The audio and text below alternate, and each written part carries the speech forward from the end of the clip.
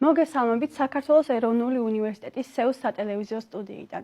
დღეს ჩვენი სტუმარია მუსიკოსი და მედავითნე ბატონი გოჩა ჭაბუკაიძე.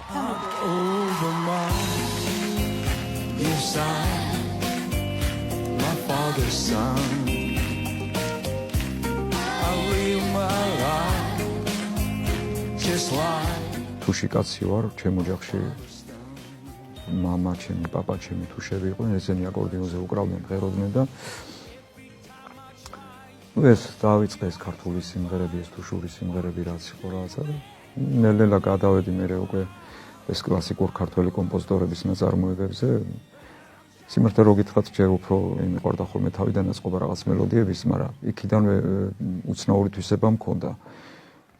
რომ მეტ-ნაკლებად მაინდა-მაინც ორიგინალთან მიახლებული უნდა ყოფილიყო, რომ ზუსტად აი ხალხმა როგორც მიიღო და შეითვისა, ის რომ იმათ გულებამდე ისე მიმეტანა ზუსტად. ცდილობდი რომ აი ხასიათი დამეჭირა, როგორ მღერის, რანაირად მიაქ ადამიანების გულთან და აი ეს ხასიათი მაინც რომ მქონოდა.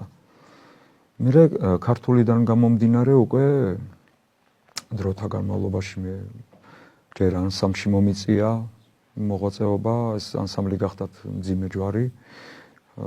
მე იქ კლავიშებზე ვიდექი, არც მიმღერია, იმიტომ რომ ისეთ სასწაული ვოკალისტი ყავდა იმ დროში, თემური ბოჯგვა, იმის სახელი, რა ვიცი მე რა. დავდიოდით ხოლმე ფესტივალებზე ეს და მე ეს ჯგუფი რო დაიშალა უკვე. აღმოჩნდი რესტორანში. რესტორანში რადგან აღმოჩნდი, ახლა რესტორნის რეპერტუარს დაექვემდებარე ძალა უნიმურად და იქ იწევდა უკვე არა მარტო ქართულის, უკვე რუსულის სწავლაც, იქ უცხოურისაც, ეს და რაღაცნაირად გამიმდიდრდა რეპერტუარი ერთი უბრალო წესჩვეულებით. ამ რესტორანში რომ მოდიოდა კაცი და მეუბნებოდა რომ აი ეს სიმღერა იცი, თუ ეუბნებოდი რომ არ ვიცი, ეს იმას ნიშნავდა რომ უნდა კეთილ მენება წავსულიყავი მეორე დღეს, მესწავლა ეს სიმღერა და აი ესე დროთა განმავლობაში ხიტები ეს ქართული, რუსული და უცხოური დამიგროვდა რაღაცნაირად რა და ну თუ ხასიათსაც უკვე ნელ-ნელა უკვე იწრთობოდა ხასიათი, ეს მიმბაძველობაც მეტ-ნაკლებად რა თქმა უნდა, ეხლა ზუსტად ვერავინ ვერ შეძლებს და ის, მაგრამ აი ხასიათის გადაცემა იყო ჩემთვის მთავარი, რომ რას მღერის ის მომღერალი. მე იქ ის სიტყვებიც აუცილებლად უნდა მცოდნო და გინდა რუსული ყოფილიყო, გინდა უცხოური, რომ რა შინაარსის სიმღერა არის, რანაირად მღერის, რომ ეს მე მივიტანო მსმენელის გულამდე. და ასე და ამგვარად ჩამომიყალიბდა ეს რეპერტუარი. ბატონ გოჩა, 2014 წელს თქვენ მონაწილეობდით პროექტ ნიჭიერში. რა გავლენა იქონია ამ პროექტმა თქვენზე? თუნდაც ის რომ ახლა მე თქვენთან აქ ვარ, პატივად ვთვლი, გლოცავთ ყველას, დიდი მადლობა მოწვევისთვის. ეს ერთი. მეორე ის რომ აი სრულად უცხო ადამიანი შეიძლება ქუჩაში შემხვდეს როგორც საკუთარი ბიძაშვილი, მამიდაშვილი, გადამეხვიოს და მკითხოს როგორ ახარ. ეს ჩემთვის აი როგორ გითხრათ რომ მიხარია ერთი რამე რომ დავდივარ ქუჩაში არ ვაღიზიანებ არავის ადამიანს სიამოვნებს ჩემი დანახვა და შეიძლება ისეთი მოულოდნელი პატივი იმცეს რომ გაკვირვებისგან დამტოვოს გაოცებული ნამდვილად. ხო და ხშირად მე ასე ვიტყვი ხოლმე რომ აი დღეს როგორც მე ხალხს უყვარ ვარ და პატივს მცემს მერთო აი ასე ვიყო სიცოცხლის ბოლომდე არანაირი სხვა არაფერი არ მინდა და მაშინ ვიტყვი რომ მე დედამიწის ზურგზე ყველაზე უბედნიერესი ადამიანი ვყოფილ ვარ მეთქი. და ეს ხდება წარმოიდგინეთ თქვენ არა მარტო საქართველოში, არამედ უკრაინაშიც. იგივე მოხდა ზუსტად ანალოგიური, აი იქაც რომ ხდებოდა ხალხი, ეს უკრაინელები ჯერ გაოცებას ვერ მალავდნენ. ერთი მომენტი ეს მართლა შენახა მე ვარ მეთქი მე უთხარი ხო და აი გამოხატავდნენ ყველა იმას რა ქვია აღტაცებას და პატივისცემას და რას და ვთვლი რომ ძალიან ბევრი რაღაცა შეიცვალა ჩემთვის. ბატონ გოჩა, როგორ მიგიწვიეს უკრაინის ნიჭიერში და რას გაიხსენებდით აი პროექტთან დაკავშირებით? ეხლა მინდა კიდევ ერთხელ სახალხოდ გავიმეორო, რომ როდესაც მე ქართულ პროექტში ვმონაწილეობდი და პირველივე ვიდეო დაიდო YouTube-ზე, მეორე მესამე დღეს ეგრევე უკრაინიდან წერილი დამხვდა, რომ ჩვენ სურვილი გვაქვს იგივე სიმღერა შეასრულოთ იგივე პროექტში, ოღონდ უკრაინაში. და რამდენად თანახმა იქნებით და მე მოგეხსენებათ მე დავითმე ვარ წეღა როგორც ახსენეთ და მე მივდევა მსახთო მინიშნებებს რომ რა არის როგორ არის, მაგრამ მაინც გამოვცადე ყოველ შემთხვევისთვის და მივწერე რომ მე ვთქვი კი ბატონო მივიღე მონაწილეობას, მაგრამ მე არაფრის საშუალება არ მაქვს მანამდე რომ ჩამოვიდე მეთქი. უარი არ მithქვამს. და პასუხი ასეთი, არანაირი პრობლემა არ არის. ჩვენ დავაფინანსებთ ყველაფერს. და თქვენ ნახევარი მე იქ ამათი დაფინანსებით, თქვენ წარმოიდგინეთ, გზის ფულიც კი არ დამხარჯვია საერთოდ. და მოხდა ისეთი რაღაცა, რომ აი რადგან ასეთი პასუხი გამცეს, უკვე მივხვდი, რომ ჩემი გზა იქითაც მიდიოდა.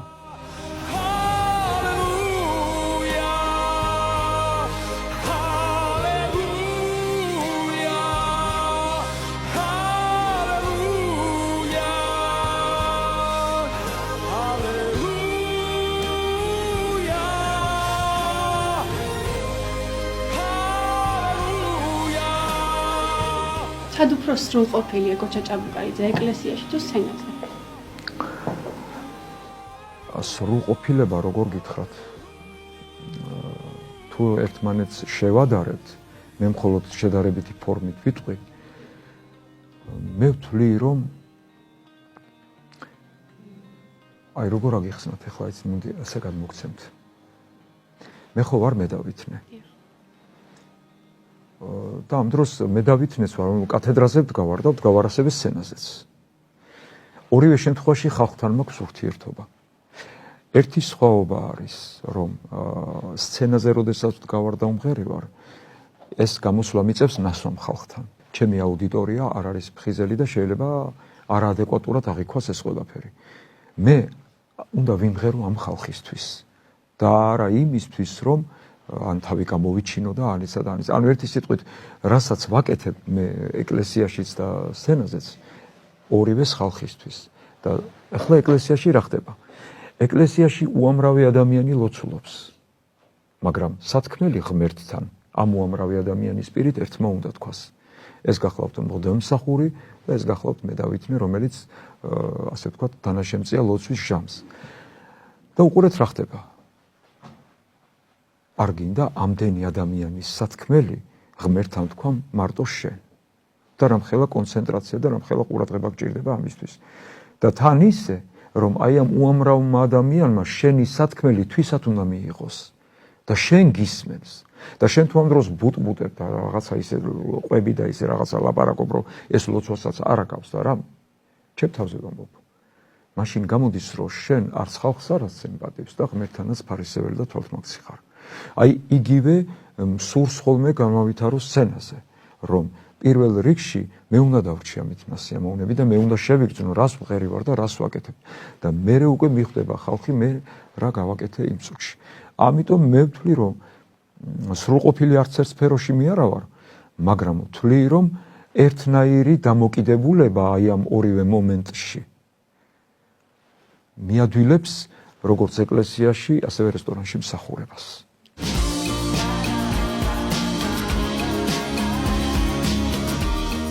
ძალიან მშვიდი და გაწონასწორებული ადამიანი ჩანხართ, თუმცა როდესაც მუსიკას იწყებთ, სრულიად სხვა ადამიანად გადაიქმნებით.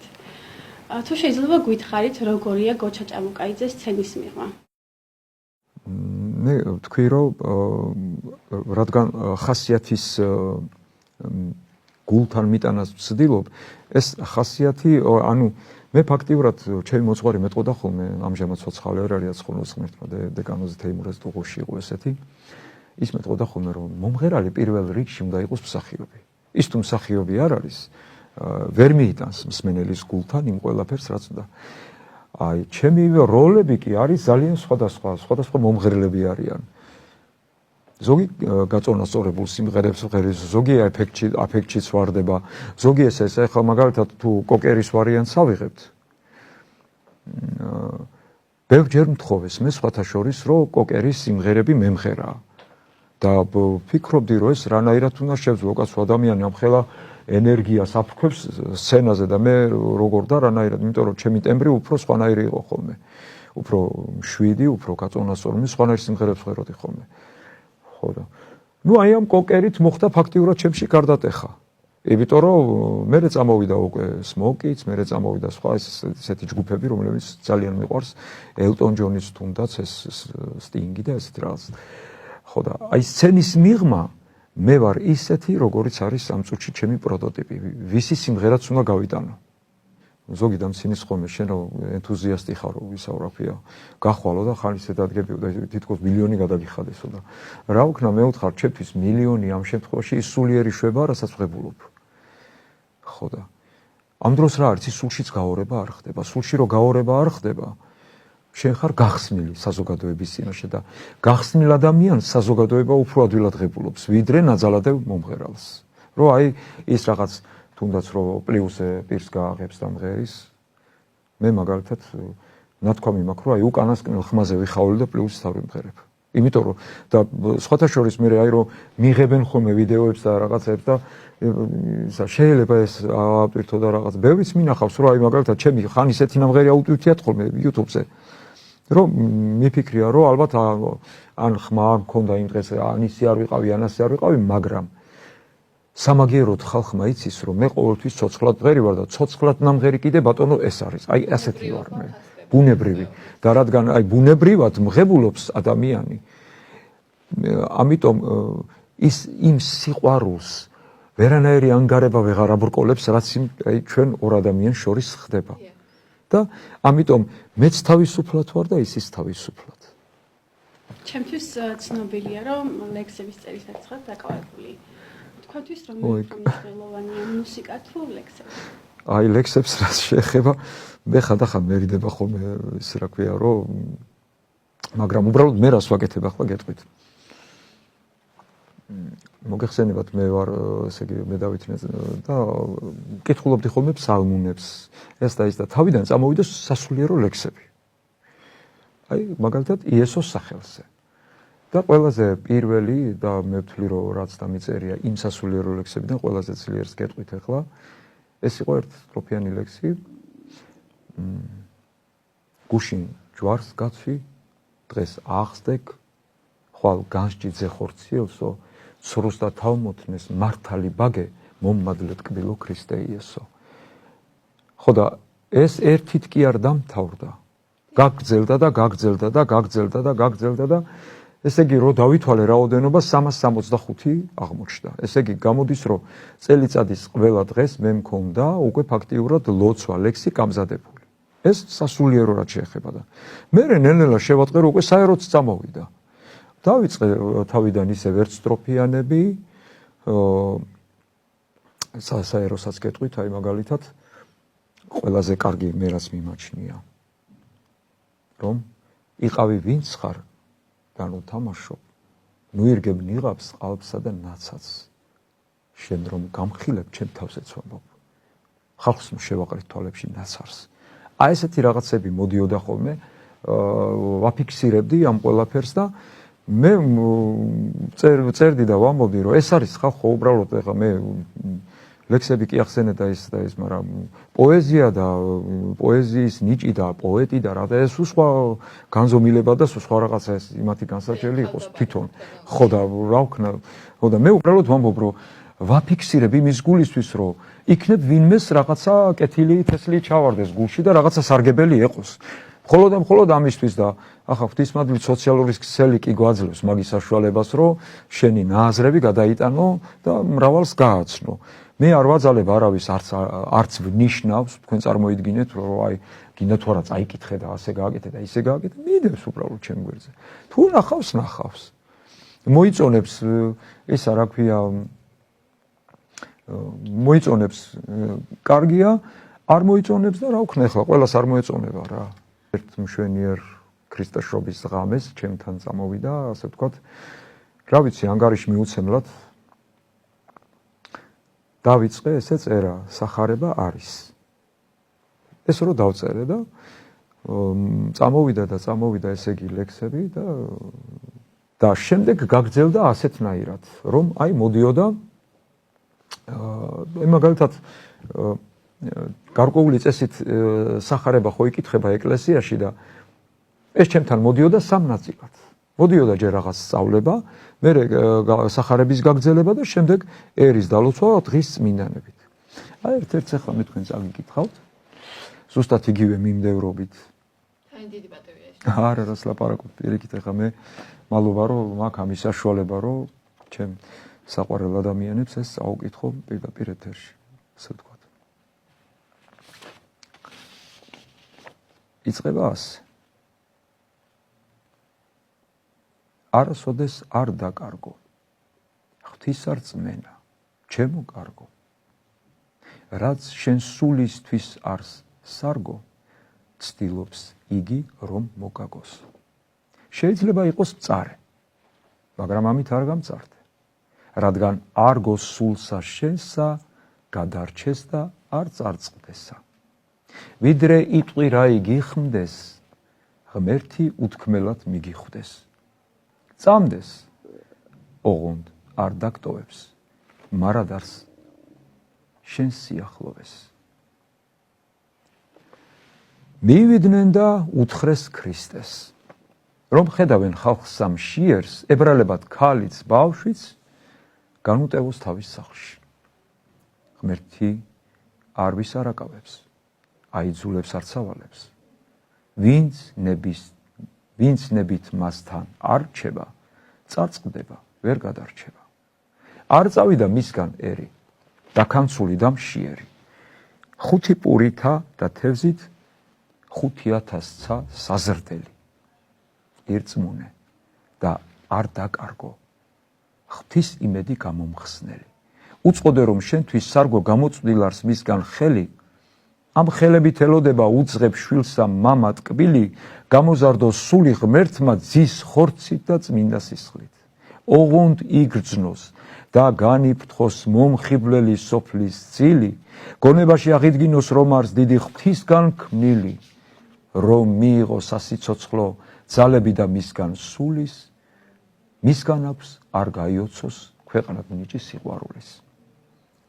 რომ ეს გრძნობა მან მიმართა სხვა საგანთ და კერპთა მიმართ, ამით კი რაც დაემართა, ვერ მიხვდება კიდევ დიდხანს.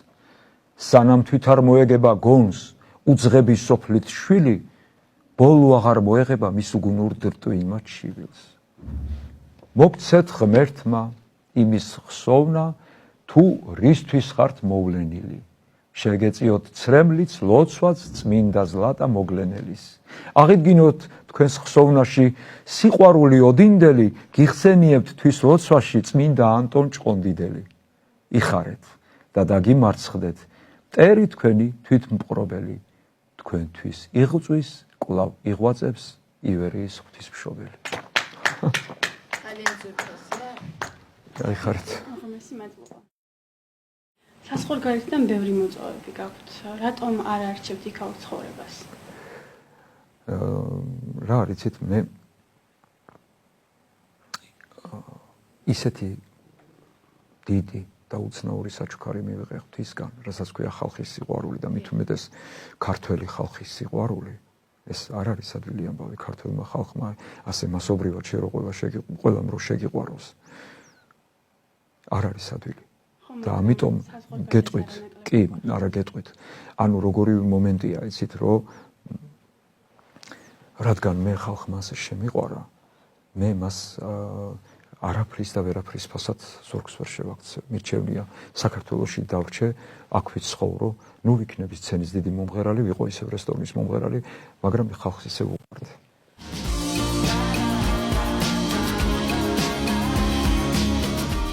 ჩვენი გადაცემა დასასრულს მივახო და უღრმეს მადლობას გიხდით მოგზაურობისთვის. იცოცხლეთ და გაიხარეთ. მადლობა თქვენ. წარმატებებს გისურვებთ. ერთი მაშინ მეც ასე დავასრულებ, მინდა დაგლოცოთ მთლიანი კოლექტივი.